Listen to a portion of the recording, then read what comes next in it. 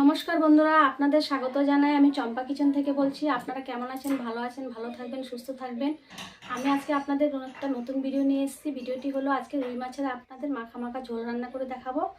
তো চলুন, আপনারা আমার ভিডিওটা প্রথম থেকে শেষ পর্যন্ত দেখবেন। আপনাদের ভালো লেগে থাকলে আমার চ্যানেলটি সাবস্ক্রাইব করে দেবেন, শেয়ার করে দেবেন।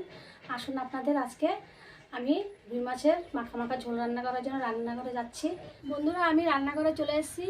তো আপনাদের আজকে আমি রুই মাছের মাখা ঝাল করব। তো দেখুন, আমি রুই মাছের মাখা ঝালের জন্য কি কি নিয়েছি। আর আমি বন্ধুরা রাত্রে ভিডিওটা করছি। আমি একটু দিনের বেলা আমি একটু কাজে বিজি থাকি, এই জন্য রাত্রে আমি ভিডিওটা আপনাদের দেখাচ্ছি। তো রাত্রেবেলা আমি আজকে রুই মাছের ঝাল করে আপনাদের দেখাবো। রুই মাছের ঝালের জন্য আমি কি কি নিয়েছি আপনাদের দেখিয়ে দিচ্ছি। তো আমি হাফ কেজি রুই মাছ নিয়েছি।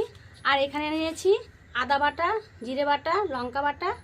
আর এখানে দুটো টমেটোর আমি গ্রেট করে নিয়েছি, ধনিয়া পাতা কুচি। আর এখানে কাঁচা বাদাম বেটে নিয়েছি। তো বন্ধুরা, আমি এখন মাছগুলোকে হলুদ লবণ মেখে আমি মাছগুলোকে ভেজে নেব। এখন উনুনের মধ্যে আঁচ ধরিয়ে এখন মাছগুলো আমি ভেজে নেব। তো আমার উনুনে আমি আঁচ ধরিয়ে দিয়েছি, আমার কড়াই গরম হয়ে গেছে। আমি এখন দিয়ে দেবো সরষের তেল।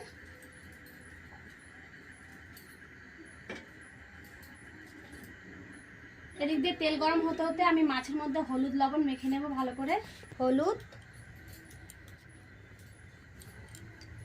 আর দিয়ে দেবো সামান্য পরিমাণ লবণ।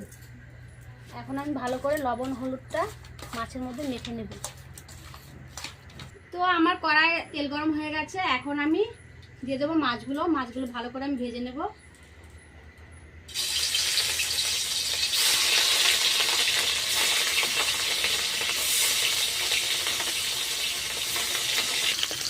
আমি মাছগুলোকে অল্প অল্প আগে ভেজে নেব ভালো করে।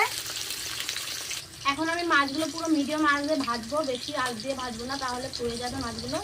এখন লাল লাল করে আমি ভেজে নেব মাছগুলো। দেখুন বন্ধুরা, আমার মাছ ভাজা এক পিঠ হয়ে গেছে। এখন আমি উল্টিয়ে দেব।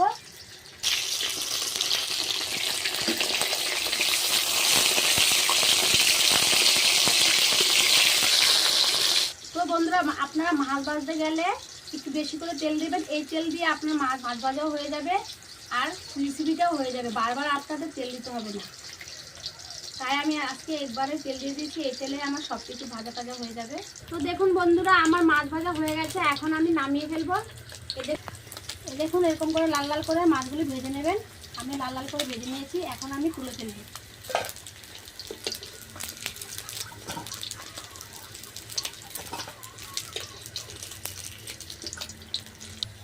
বন্ধুরা দেখুন, আমি এরকম লাল লাল করে ভেজে নিয়েছি। এখন আমি বাদবাকি মাছগুলো ভেজে নেব। আর আমি তেল দেব না, এই তেলে আমার ভাজা হয়ে যাবে। বন্ধুরা, আপনারা পরিমাণ মতন তেলটা দিলে আর বারবার তেল দিলে এই তেলেই আপনার মাছ ভাজা হয়ে যাবে আর রেসিপিটাও হয়ে যাবে। আমি 12টা পিস নিয়েছি, মাছের পিস পরিমাণ মতন তেল দিয়ে দিয়েছি। এই তেলে আমার মাছগুলো ভাজা হয়ে যাবে আর রেসিপিটাও হয়ে যাবে, আর আমি তেল দেবো না। তো বন্ধুরা, এগুলো মাছও আমার ভাজা হয়ে গেছে। এখন আমি নামিয়ে ফেলবো।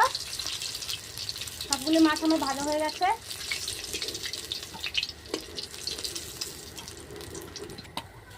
এই দেখুন, এরকম লাল লাল করে মাছগুলি ভেজে নেবেন। এখন আমি তেলের মধ্যে দিয়ে দেবো তেজপাতা।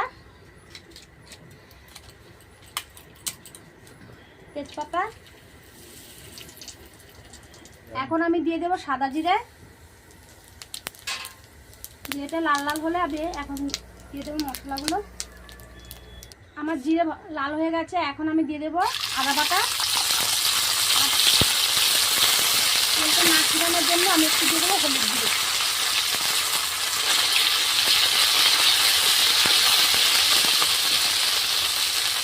এখন আমি দিয়ে দেবো টমাটোর গ্রেটটা।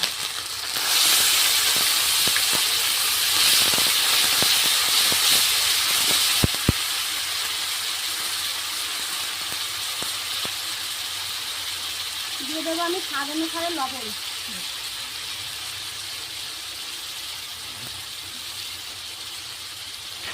এখন আমি টমাটোটা একটু ভালো করে ভাজা ভাজা করে নেব।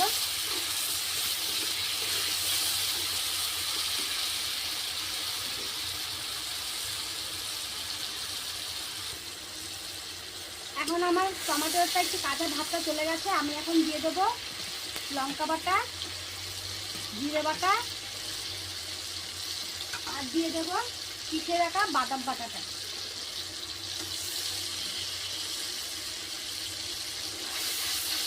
এখন আমি ভালো করে এগুলো মিশিয়ে নেব।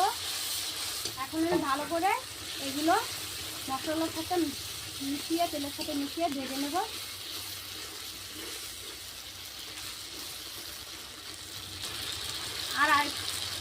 আর সামান্য পরিমাণ আমি দিয়ে দেবো হলুদ গুঁড়ো। আগে দিয়েছিলাম একটু, আবার একটু দিয়ে দিচ্ছি। এখন ভালো করে আমি এগুলো মিশিয়ে ভেজে নেব। দেখুন বন্ধুরা, আমার মশলাটা ভাজা ভাজা হয়ে গেছে, এই দেখুন। আর মশলার মধ্যে তেলও ছেড়ে দিয়েছে। এখন আমি দিয়ে দেবো জল। আপনারা এরকম করে মাছের ঝাল রান্না করলে আর কাঁচা বাদাম দিয়ে রান্না করলে খুবই ভালো লাগে। আপনারা এরকম করে রান্না করে একবার বাড়িতে খাবেন। এখন আমি মশলার মধ্যে দিয়ে দেবো জল, পরিমাণ মতন আমি জল দিয়ে দেবো, বেশি জল দেবো না, কারণ মাখা মাখা ঝাল করবো আমি। এখন বন্ধুরা আমি এই পরিমাণে জলটা দিয়েছি।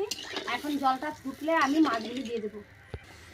তো বন্ধুরা, আমার জলটা ফুটে গেছে, মাছের ঝালের জলটা ফুটে গেছে। আমি এখন দিয়ে দেবো ভাজা মাছগুলো।